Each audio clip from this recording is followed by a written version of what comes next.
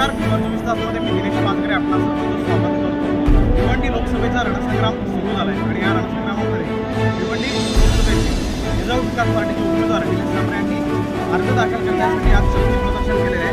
पण आता जे कार्यालय निवडणूक आयोगाचे त्या कार्यालयाच्या समोर आहोत आणि या ठिकाणी आता प्रचंड गर्दी जमा झालेली आहे। रिझर्व्हच्या कार्यकर्त्यांची, पदाधिकाऱ्यांची शेकडो नव्हे तर हजारो कार्यकर्ते, पदाधिकारी या शक्ती प्रदर्शनामध्ये सहभागी झाले।